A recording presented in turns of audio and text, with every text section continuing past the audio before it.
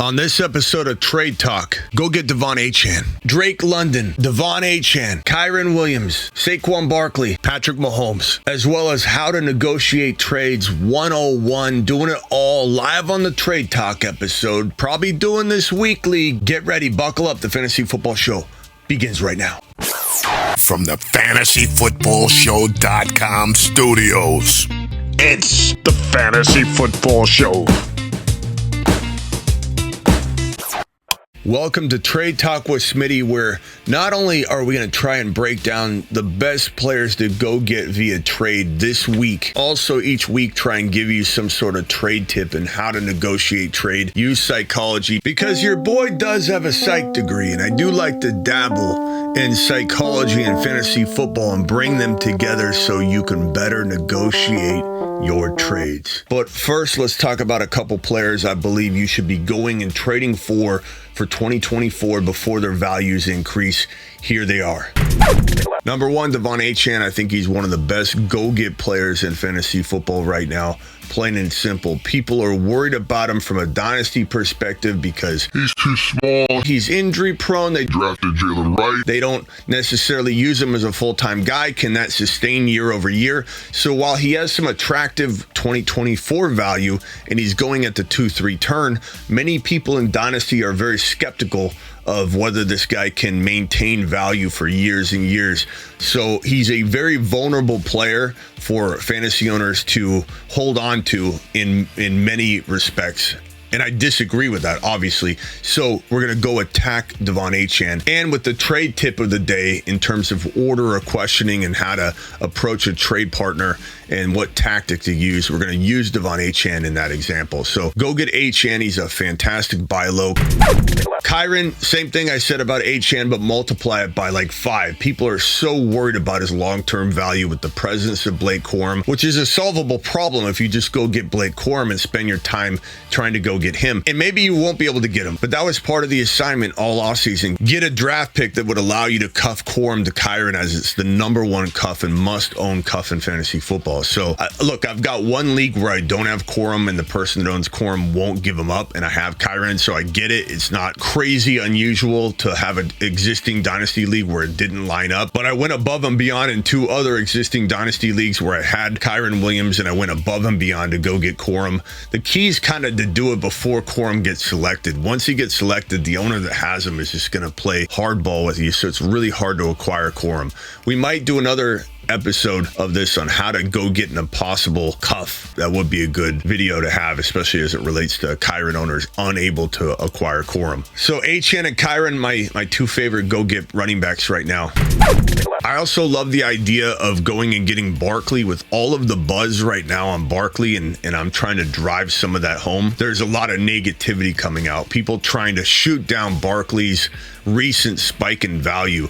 All this workout footage of him, Kellen Moore, a lot of people are trying to bring equal negatives to the equal positives that are floating around out there. So Saquon Barkley, even in a dynasty format, is an attractive go-get because he has probably 2 elite years left. This 27-year-old season. Ziggy, how old is Saquon Barkley? Saquon Barkley is 27 years old and was born on February 9th, 1997. So he has this year and probably next year. 28 years old is obviously the hold your breath season. We've talked about that. I think he'll have one more year, just like we're going to give Christian McCaffrey one more year. We're going to give Barkley one more year at the age of 28, so that he's 27 now. So he plays 27, he plays 28, and that's a long time. 2 years is a long time. In Dynasty, I'm fine with going and getting him at cost. No one's asking you to draft him or trade for him at an amazingly high value in Dynasty. People are freaking out because he's 27 years old. So sometimes I like to go trade for players that are older because you can get 2 championships out of that mentality, and what you're surrendering is not what you would pay to get Barkley in a startup 2 years ago. So it's not like you're paying top 15 overall value for Barkley. You're able to get him much cheaper. I love going and getting Barkley in a dynasty, and I especially love getting him in an existing redraft league where people are talking mad trash right now, trying to counteract all the recently good buzz that's been popping up because people are tearing down the Eagles, they're tearing down Kellen Moore, they're talking about how the Eagles failed last year, they're going to fail again, they're changing their system, it's all 95% new, so are they going to falter, are the Eagles going to cry, and everybody just running their mouth about the Eagles. It's almost an equal rush of negative and positive on the Eagles and Saquon Barkley front. So I think there's some room to navigate this right now in a redraft and to attack it in similar fashion that I'm going to address in a minute, where it's order of questioning. You don't go straight for Barkley. You talk about different things before you open that door. So wait 1 second for the trade tip of the week in terms of how to negotiate and how to approach a trade partner. Drake London's also another player I think you should go get, whether it's redraft or dynasty. For some reason, people are getting bothered by all the hype that ends up kind of surfacing when you have a new QB and you have a team that's going to turn things around. There's almost more negative buzz going on around Drake London. Oh, he's not going to get open. The reason he's so good at contested catches is because he can't run a good route or get open or create separation. People talking about Kirk Cousins. He's going to get hurt. They drafted Penix Jr. This team's going to be much worse because they don't know how to allocate their resources. But the truth of the matter is, Drake London was a top 5 to 10 wide receiver going into last year with Ritter. What do people think he's going to do now that he has a QB-proof room? He has the safest quarterback room in the National Football League in Kirk Cousins and Michael Penix Jr. Is it the best quarterback? No, but it's the safest room in football. Kirk Cousins throws so much that you're going to see volume. You're going to see JJ got overfed. Does anybody think Drake London's not going to see more passes than he can handle? And on top of that, if anything, God forbid, happens to Kirk Cousins, Michael Penix Jr. is going to throw the damn ball if he's ever called upon. This is going to be a high-octane attack. It's going to be an aerial assault. And Drake London, who is the next Mike Evans, big body wide receiver, can go get a 50-50 ball, turn it into a 90-10 ball. This is the man, the myth, the legend, on the rise, sneakiest top 5 to 10 wide receiver you can find in fantasy. And the doubters are either similar to the Kyren and Achane doubters. They're so mad about missing the boat. They want to be right about their previous predictions and don't want to look stupid for all the things they've said in the past. So they're doubling down, hoping things fall apart. That seems to be where a lot of the Drake London negativity is coming from. And his ADP is quite high on Underdog Fantasy promo code Smitty because he's going around 13, 14, right? About 14 is about his ADP right now. But keep in mind, that's Underdog, where wide receivers go a lot quicker and it's a lot wide receiver heavy. So if you mix in a few more RBs into the mix in a normal draft setup, he's going around 16 or 17 overall. And anybody that thinks Drake London is not worth a mid-second round pick in a non-best ball format, they don't know ball.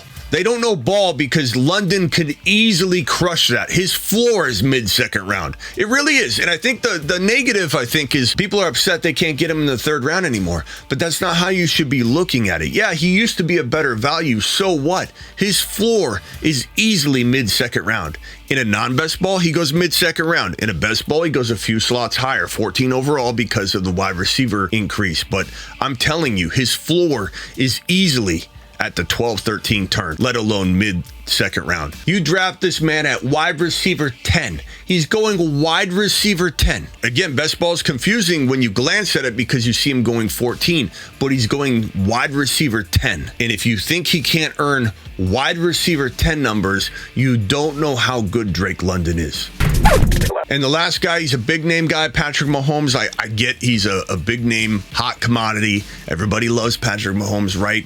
Well, do they? Because his ADP on Underdog is in round number 5. Now, that's different than non-best ball. I get it in your mom and pop league, your work league, your grandma league. He might go in the 3rd or 4th round, but that is still a steal. You take Mahomes at round number 3 and he's the number 1 overall fantasy football scorer. You're winning a league because of that. And don't say he can't. He had a bad year, Smitty. He can't be a top 1 overall scorer in fantasy in 2022. 1 year prior to last year, he was the number 1 overall fantasy football player, the number 1 quarterback, and the number 1 overall fantasy football player. This guy is easily capable of 50 total touchdowns in any given season. Don't let last year fool you. Quarterbacks always have a bad year. Even Patrick Mahomes, every once in a while, it happens, and they have a much improved wide receiver room, even if Rashee Rice doesn't start a game this year. With the addition of Hollywood Brown, with the drafting of Worthy,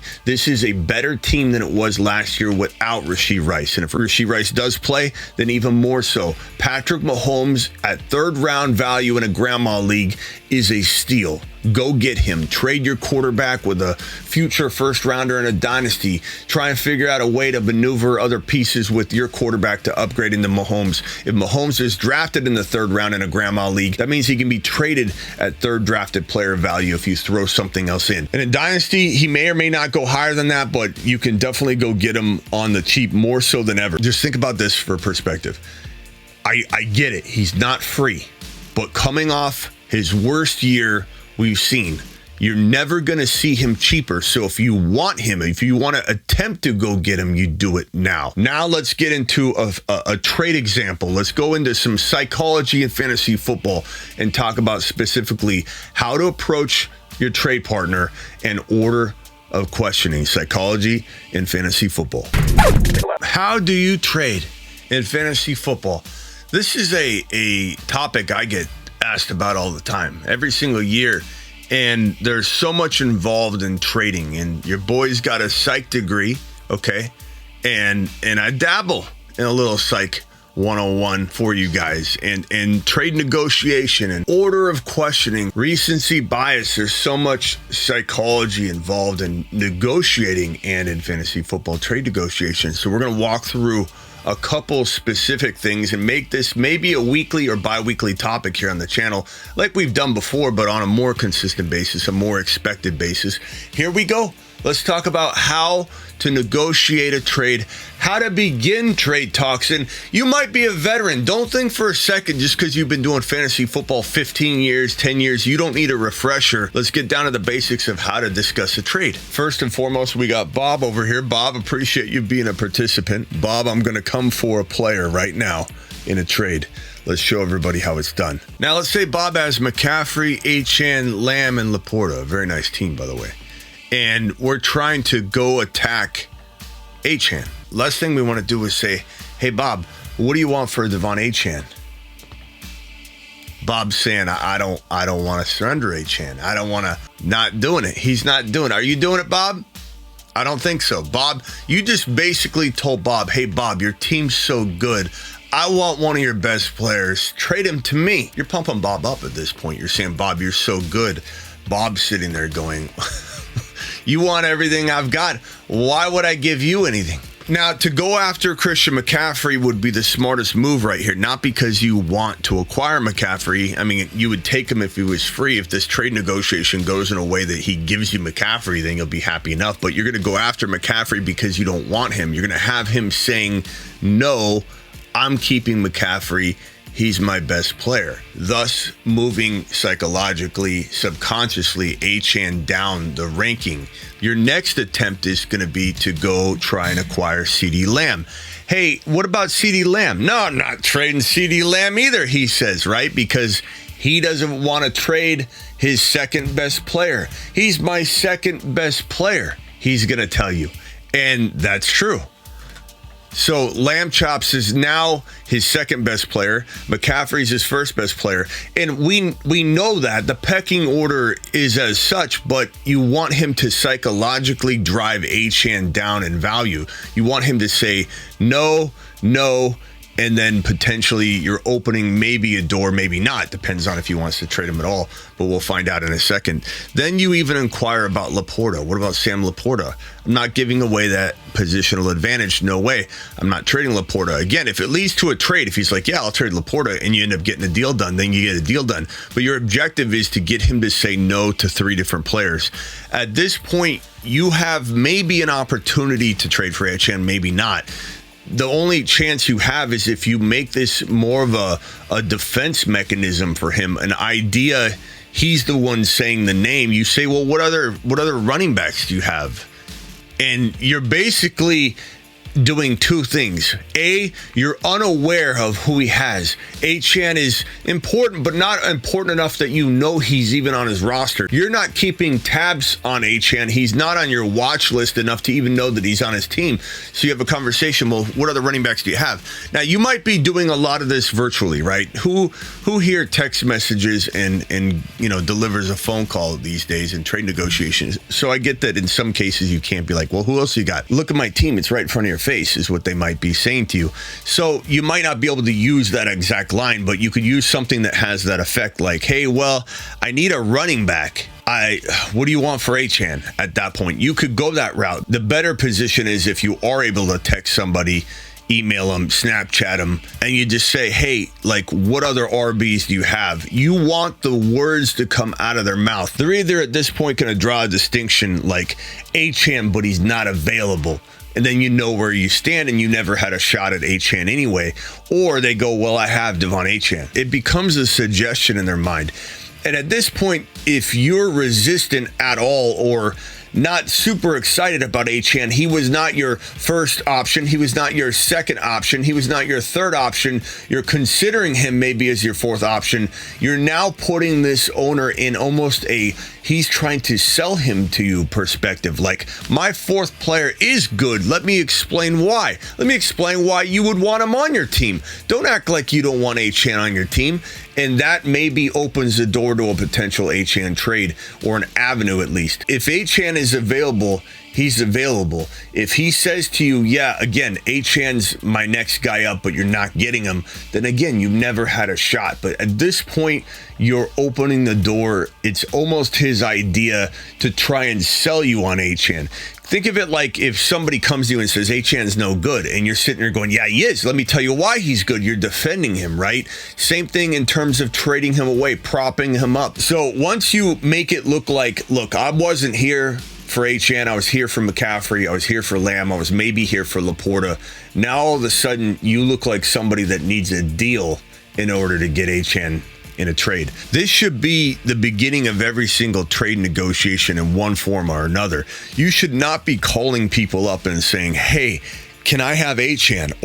Or dear Bob, can you send me Achane? No one's trading you when you telegraph your trade. You are literally putting your cards face up on the table and letting people know what you want. You have to make trades look like you're not coming for that player. Order of questioning is also very important and tied to this situation. When you say, hey, what about McCaffrey? Hey, what about Laporta? Hey, what about Lamb? The ordering of those questions can oftentimes lead you down a road of no. Okay, and the person even gets tired of saying no, and they feel like they almost are obligated to be open-minded at some point, right? So if you have them saying no 3 times in a row, they are a little bit more obligated to be like, I'm a difficult person if I'm not willing to at least let someone discuss my fourth ranked player. But again, psychologically, even though this might be the pecking order, 1 McCaffrey, 2 Lamb, 3 Laporta, Achane in their mind, it may or may not be. It wouldn't be to me. Achane would definitely be third on the list, but you want them to confirm in their own head, psychologically, subconsciously, whatever, that Achane is not even their third best player or third most valuable player to retain. Therefore, they become even just a little bit more susceptible to trading away Achane, because how can you want to lock everyone down? Now, as far as like an Achane trade and what you're trying to accomplish, a team like this is going to be hard to walk in and say, hey, you need something. They've obviously got some good talent right off the bat. What I would be doing if I was this person is trying to talk about how McCaffrey is potentially going to drop off in a little bit. What are you going to do about rebuilding? Let me give you a first-round pick for Achane. Let me give you a first-round pick and something else for Achane. Achane is maybe not even the long-term starter. I start telling him why I don't necessarily believe in Achane. Now, people don't love to hear like, oh, let me talk down the player I'm trying to get from you, right? That's the first thing you hear from people that say, don't tell me how to feel about a guy. And if you hate him so bad, if he's so risky, why do you want him? Keep in mind that the narrative that you've set up of how Achane wasn't even who you were coming knocking for, he is actually kind of a risk to you because you did not want him. So you're basically going to continue to throw the negatives at Achane and say he's not even the full secure starter over there. Mostert's there. They just drafted a rookie. Then he starts defending it and saying things that you truly believe, right? Like, Achane's a special player. He's different. Don't worry about that. He's got his own little role. He's kind of like a Debo Samuel. I don't even know if the person's going to know all this information. You're going to throw everything at this owner as far as Achane's not secure. You are losing McCaffrey eventually. I'm giving you first-round picks to help secure your future, your dynasty. I don't even know if my first round pick will be alone more valuable than Achane 1 calendar year from today. You start picking at the potential fears that this owner may have. Let's be honest, everybody's talking so bad about Achane right now across the board. There are a lot of people that believe. There are people like me that believe, and obviously you know how I feel about him. This is why I would require him, but you can feed at that. You can throw negativity at those potential weak points in someone's thinking. Like, they're a little bit fearful of what people are saying about Achane. If you keep throwing stuff at that, you might weaken their defense, and they might say, you know what? Okay, I'll trade Achane. First rounder and this player. Pacheco and something for Achane. You know, like, I've done that move, and some people like Pacheco more than Achane, and that's fine by me. I understand it. I don't agree with it, but I understand it. And personally, I'm going to trade away Pacheco for Achane all day long. And if I've got to give up more, I've got to give up more. Wide receivers and first round picks, you could definitely go that route. I've traded a Michael Pittman Jr. and a first rounder for Achane and gotten that done. But in order to even get in the door, to have a conversation worth having, to have a breach point in a team like this, to get a conversation started about Achane, you have to approach it properly. You have to use good order of questions, and then you have to try and throw everything you can at the weak points of this person's thinking as it relates to Achane, the player you want to go get.